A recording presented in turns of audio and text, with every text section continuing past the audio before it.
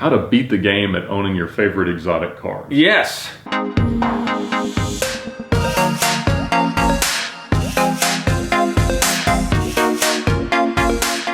What's up, people? I am back with Ed down at VINwiki when we were recording, and we came up with a great topic of conversation, which is how to beat the game at owning your favorite exotic cars. Yes. And I think we've both done that really well in our own ways, because at least initially, neither one of us could afford any of the cars we wanted. No. So we had to figure out some absurd way to be able to enjoy this crazy lifestyle of exotic and or old racing cars. For sure, yeah. When I bought my first Lamborghini when I was 20 years old, I put every dollar I had down and literally didn't have the money to make my first payment. What? Did you really? Absolutely. How did you think that was going to work? I planned to start an exotic car rental company, and that's just what I did. And I strung it along for years and years and added more cars to the fleet. Started with one Lamborghini Gallardo, added a few Ferraris, and had a lot of fun, learned a lot, and managed to not have it go too terribly wrong despite the giant gaping hole in the Gallardo oil pan behind me. Oh yeah, that's a tough one. And see, now I grew up in a small town in the middle of Ohio, lots of cornfields, not a lot of people to rent cars to or sell cars to. And my dad liked old British stuff, like a Model A, a Triumph Stag, and a 60s Corvette in the times when I was a child. And the trouble was, growing up back then, as a kid in the 80s or 90s, it was pre-internet, and we weren't connected to much. And the one thing my dad knew was that exotic cars and these weird cars break, and how are you going to get parts for them? So my biggest hurdle is, okay, there might be a car that's not worth a whole lot of money that theoretically I could afford, but who is going to work on this? So it became you. It became me. I had to be the guy to do it, and that started me on the path. Then yours was, how could you, because you're not exactly the fix-it guy. I'm not. I don't mind looking up how to fix something and finding the worst tool to possibly try to accomplish it and trying to, but it's not something that I gain a lot of personal satisfaction out of. Making something that didn't work. I understand how that is interesting to people, and that's great, but I'd rather find someone who's great at it and help them in whatever way I can to make it worth their while. And so I have never been super mechanical. However, I have also recognized that limitation on my own part and bought cars that were less likely to break, because your father's understanding was very correct 30 years ago. It was not that correct starting about 10 or 15 years ago. In regard to the newer cars getting much more reliable. Infinitely more reliable. When you look at the number of cars that were sold each year for more than $100,000 in the year 2000, it was about 10,000. Mercedes sold more than $100,000 cars last year. Absolutely incredible. It's unbelievable. I did the math as an estimate, I think it's about 1 million $100,000 cars were sold last year. That's insane, actually. That's incredible. And it's crazy how many expensive cars there are, and that means that people are buying them that don't expect them to break. And so it's kind of up to the manufacturers to not be too McLaren-like and make the cars work. And so to me, that's a really, really important part, was identifying the right cars to target. Because if we just go out on Instagram and YouTube, we think that we can only be happy if we have an Aventador SVJ and a 720S and all these cars that are so brand new, so cutting edge, that you're nothing if you have a car that's a few years old. That's not true. No, that's a very difficult and unwinnable game of keeping up with the Joneses. Yes, and I got wrapped up in that working at the Lamborghini dealership because I see that, well, it is better. I mean, I'm selling you this car because yours doesn't have this button, this feature, and you should pay me $100,000 more to have something that everyone else thinks is exactly the same.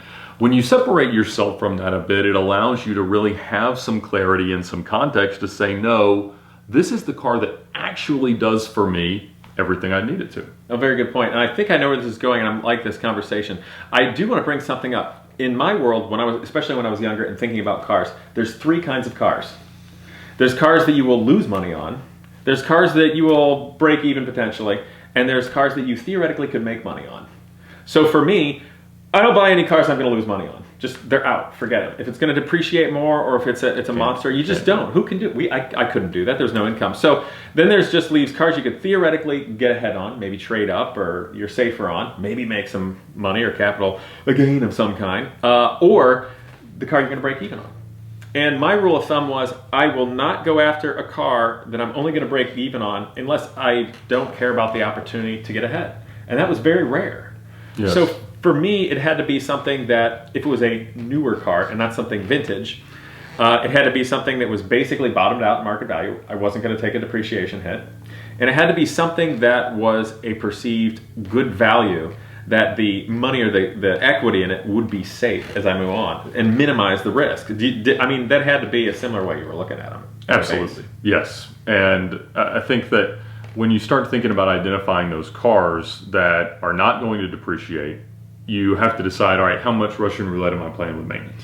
Very good point. So there are certain cars that you know aren't going to depreciate, but that's because they're already totally depreciated, and they've done that because they're so unreliable. Yeah. The Aston Martin Vanquish that I just used for Car Trek 2. Very good point. Perfect example of that. I paid $29,000, which is well below what it could even be marketed for in the realistic world, but that's because it was spent 7 years in Colombia. You took it was a lot of terrible. risks. Yeah, it was terrible. Exactly. But I padded my investment in the car by knowing that if I had to spend $10,000 or $15,000, I could still get out of it. So you make your money when you buy it, not when you sell it.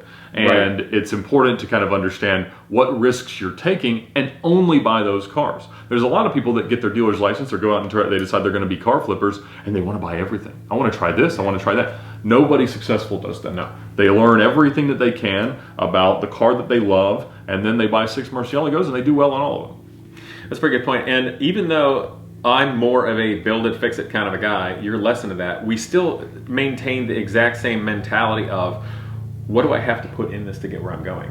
Time and money are both of value to be in the right position. And that goes to saying it's just two different ways of getting there. For me, especially, and now, the Dodge Viper I had, I bought back after it was wrecked for something like $25,000. That is a modest sum for a car that exotic. That being said, it had a salvage title. It's going to have a lot of miles. But for me, it was that car I could enjoy indefinitely because there was nothing else out there that more matched the enjoyment and the match for my life and what I wanted to accomplish. So for me, the value was keeping it and driving it, and the maintenance was easy. What do you find that's similar? Have you found cars that are going to be more forever cars or that fit that bill for you? So I always was looking at cars thinking that, all right, I love this car. It was the right car for me to buy, but I really want that car. And if you have that clarity of a goal, then consider it a privilege, but also understand that every dollar you spend not on that is a dollar probably wasted. And so I see a lot of people that are like, all right, well, yeah, I want to own a Ferrari, but right now I have this 350Z and I like the way it drives, I like the way it sounds, I like the way it feels, but I really need this suspension and I need this short shifter and I need this exhaust and I need this supercharger. And I'm going to make my car as close to a Ferrari as I can. Coming from a car dealer's perspective, everything you just mentioned there adds negative value to your car. And it all means that you just lit it on fire. Yeah. So if you're trying to prepare yourself to buy your dream car, stop spending money on not that car. Right. Well, and throwing money at something that you'll never get back. Exactly. If you take a car and just mob the heck out of it, you're not getting that money back. You are enjoying it. You're making it more something that suits you. But my rule of thumb with it is, if I've got a car that isn't what I want, if I have to spend more than a small fraction of the value of a car, a total value of a car, to make it what I want, then it's not the car I want. Sure. And I'm better off enjoying it for the time, keeping it as reasonable as possible, not putting too much into it, selling it and saving up or moving up to get the car I want. And I'm so glad you brought that up because I think it's a major pitfall that stops a lot of car enthusiasts from actually ever getting where they really want to be. For sure. I think that when you look at, if you really want to understand how that works, look at the top tier of modifications that you could do to a car. If you have a Gallardo or Huracan, sending it to underground racing and spending $100,000 on a twin turbo kit, right? You're building what is the ultimate version of a performance car, the ultimate modded vehicle. Or sending your Porsche to Roof, or sending your Viper to Hennessy, or anything else that you're going to do.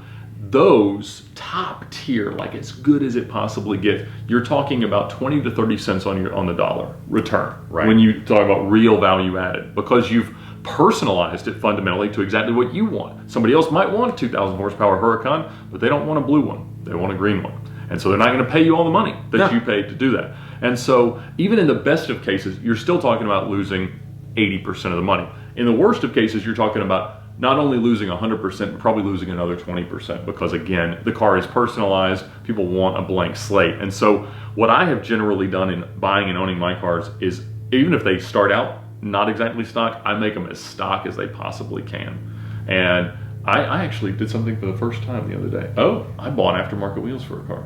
Ooh, Yeah. What was that? For the Vanquish. The stock ones were twice as much money as some forged Savini wheels that looked good. And so they were stock spec, and I was like, well, it is actually, they wouldn't have changed the value of the car. And so I did that. I also spent money painting my car, but that was because, like you say, I decided I was going to keep it. Oh, I see your point. I did a similar thing on the Viper. I got different wheels for it, which are aftermarket, which was not my normal thing. But the reason being is that weird size of tires, much like the Countach is, there's only really one set of street tires you can get for it. Correct. And they're quite expensive. Yes. I think they were over $2,000 for a set of tires. Mm-hmm. And then I realized I could get some great looking forged aftermarket wheels with some Pirelli ZR1 rated tires for a few $100s more than just getting a set of tires for the original ones. So yeah, that's a good trick or hack or anything you want to call. You know, Exotic Car Hacks is one of our sponsors at the VINwiki YouTube channel this year, and there's no magic to it. All they've done, which is valuable, is package advice like this into something that's easy to digest, easy to understand. And if you use it, you are going to buy the right cars in the right way, check them out the right way, and know that you can approach something with confidence because people have tried it out and done it. If you just go out there feeling your own way into the world, you're probably going to find the pitfalls, you're probably going to make mistakes, and you're going to end up experiencing a lot more of the cost than you normally would. So if I were to boil down my exotic car buying strategy, it is buy cars that are older, fully depreciated, but still reliable enough to depend on. Buy cars with high miles that you can put more miles on without massively changing how the world's going to perceive it. And don't spend a single dollar you don't have to on a car you don't want to keep forever. Those are all very good points. I have one last piece of kind of just life personal advice with regard to cars. Yep. I think this is good for young people. So you are very, very identifiable with your Murcielago as well as your Scuderia. Mm-hmm. But I don't think they define you as a person. Oh, interesting. So people see you with that. You enjoy those cars a lot, immensely. I think they reflect your tastes and your personalities, and they augment your life and help you enjoy your life even more. Obviously a car guy. For sure. But you're Ed Bolian. Like, if those cars cease to exist, your life goes on and you're all right. And I bring that up because, so my Dodge Viper I'm very connected with. I love the car. I've got a lot of memories. I tend to keep it forever and make more. Mm-hmm. But if the car suddenly vanished tomorrow, my identity is not my car. So I just bring that up is I adore cars. I adore my cars. I have connections to it. A little bit of sentimentality. But I just think it's healthy perspective for younger people that at the end of the day, it's still a material possession. It can be destroyed. You can make a new one. And I just kind of want to put out a little bit of a healthy perspective about cars and life. I think that's very healthy. I mean, you know, the relationships that you build, the people that you help, the things that you learn, and the things that you do for other people are what are going to define you. And the great thing about cars, for me, has been that the goal is something that can always exist there in the background that compels you to do the hard work that you need to accomplish all those other things, to support your family, to do all the things that you know you have to do even if you don't want to. So they're a great scoreboard, they're a great trophy, they're a great way to celebrate doing the things that we have to do otherwise. And if you do it as responsibly as you can, it doesn't actually take you further away from being able to put food on the table. That's a very good point. I think it's a great way to enjoy it. And then the only negative side to that is then people think you're way wealthier than you actually are. Well, when you think about, all right, so everybody who pulls up to the same car show in a similar car looks the same. However, one guy rented it, one guy leased it, one guy financed it, one guy paid way too much when it was new, one guy bought it depreciated. Everybody did it in a different way, but they're there in that moment that in a way that looks the same. One guy probably has it held together with tape on the inside because it's a rebuilt one for YouTube. So when you start seeing those types of things, be willing to entertain the idea that they didn't all solve the problem in the same way. Find your creative solution that lends itself to your talents, your abilities, and your own goals, and then you're still pulling into the same car show in the same kind of car. That was the perfect statement. We're ending on that.